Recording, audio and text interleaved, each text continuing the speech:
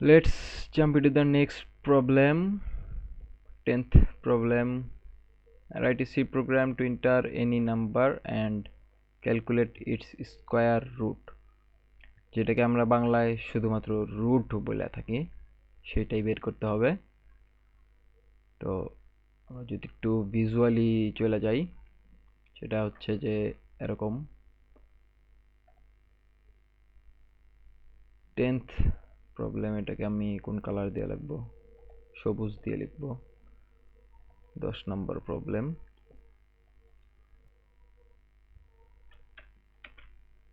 আচ্ছা, তো এখানে যেটা করতে হবে যে কোনো একটা নাম্বার n যদি নেই এবং সেটার ইনপুট নিব,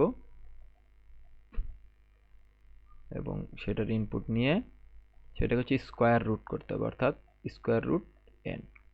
এটা আমাদের বের করতে হবে। তো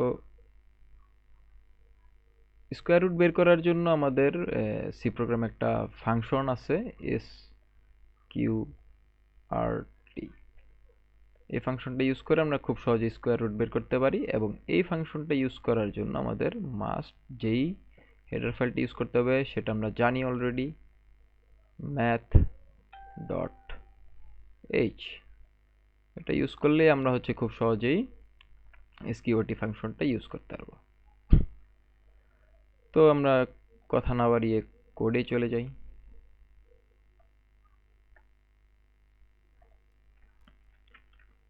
10c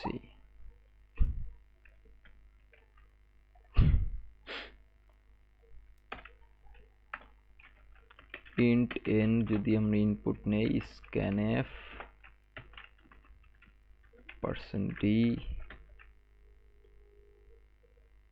এবং and n এ আমরা ইনপুট নিলাম %d দিয়ে, এবং সেটাকে কি করতে হবে? আমাদের রুট করতে হবে।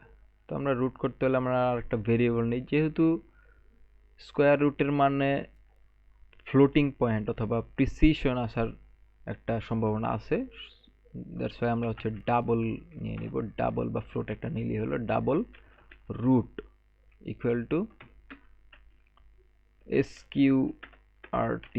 এই sqrt ফাংশনটা ইউজ করব, এবং sqrt ফাংশনের মধ্যে কিছু না, জাস্ট পাওয়ারের মতো। পাওয়ারে যেমন দুইটা, একটা বেজ আর একটা এক্সপোনেন্ট, দুইটা ইনপুট দিতে হয়েছে, বাট sqrt তে একটা n ইনপুট দিয়ে দিলাম, মানে অ্যাসাইন করে দিলাম বলা যায়, বা দিয়ে দিলাম বলা যায়। Double root equal to sqrt n, এবং এটা এটার মতো কাজ করে নেবে, এবং আমরা জাস্ট রুট হচ্ছে যে আউটপুট দিয়ে দিব %lf, কারণ ডাবল হচ্ছে লং ফ্লোট, অর্থাৎ 64 বিট 8 বাইট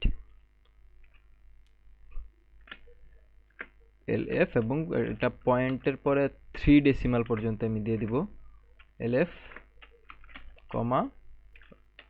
রুট। এই